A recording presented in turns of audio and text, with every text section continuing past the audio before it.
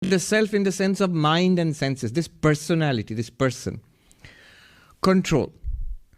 So what does this mean? In the 6th chapter, Krishna had said to Arjuna, the mind is your own best friend and is your own worst enemy.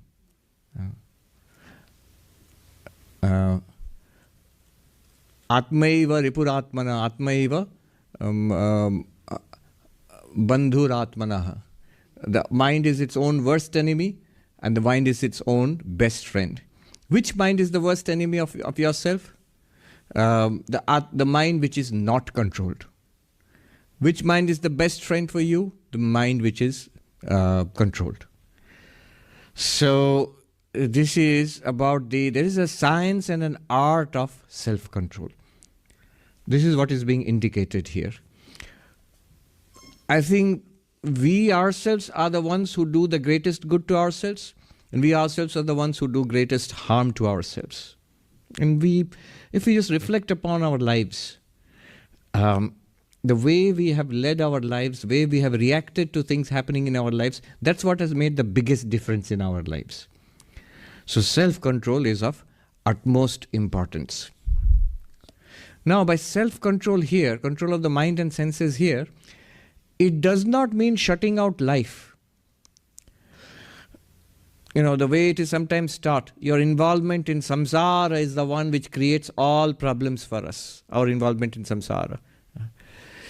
And Swami Vivekananda says it's the solution sometimes, renunciation, step back, don't get engaged in samsara.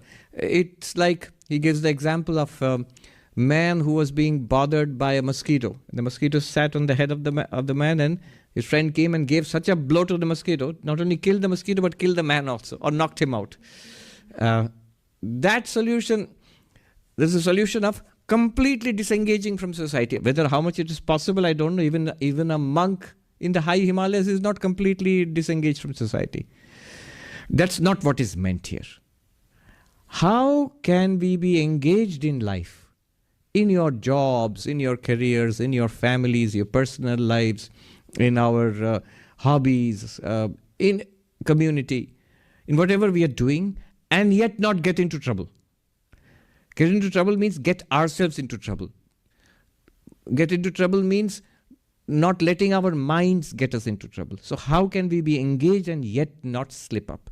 That's the art of self-control.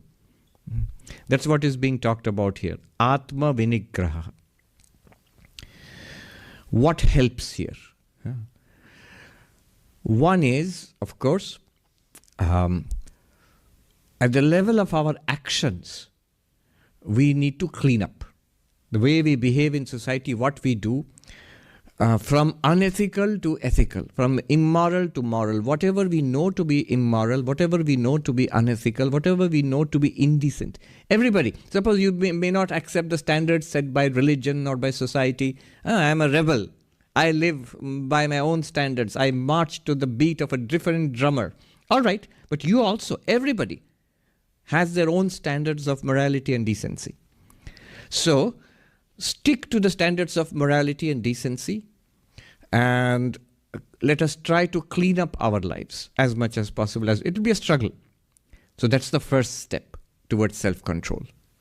I cannot control my mind internally by meditation, by some sophisticated breath control technique, some sophisticated system of non-dual or tantric meditation, and be the most unruly and undisciplined person in my day-to-day life. It will not go. It will not work. It won't work. So externally, clean up our lives. Then higher. Our actions, even when honest, even when decent, they're also always, this is quite possibly all centered around the self. All that we do is to make this person happy. So moving from selfish action to selfless action. It seems counterintuitive. What we do not realize is all this strenuous effort to make I, me, mine happy. Everything is for the happiness of this person. It is misguided. And the proof of it is after living years, if you are 20 years old, 30 years, 40, 50, 60, 70, 80 years old, our common experience is, I have not succeeded in finding deep, lasting peace. Well, nobody can without spirituality. So, selfless action. Moving from selfish action, selfish, decent action, but selfish. From that, first of all, from immoral to moral. In Sanskrit, from adharmika to dharmika.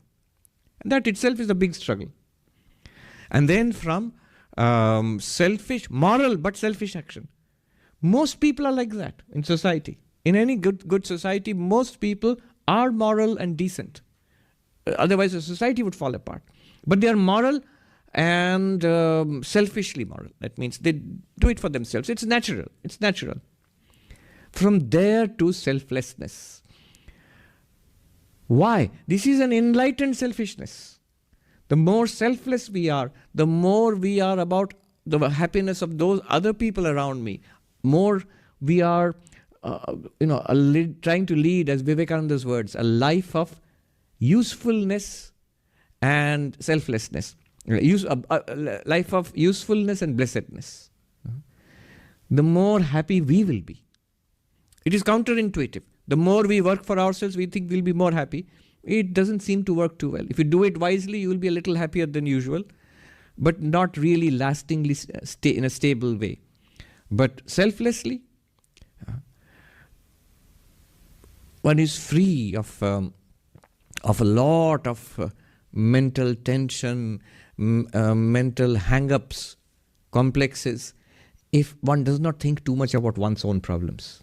The more we think about other people, what we can do for others, the more lighter we feel.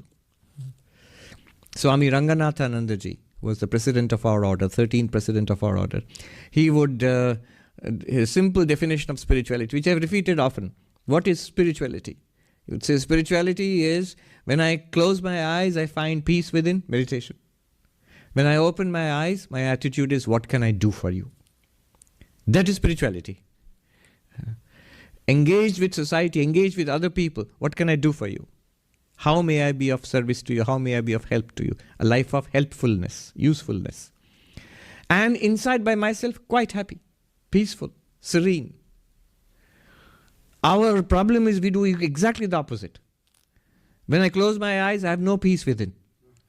All sorts of thoughts, anxieties, desires, grudges, grumbling, everything pops up. And when I open my eyes, not what I can do for you, what can I get from you? The two are related actually. So selflessness,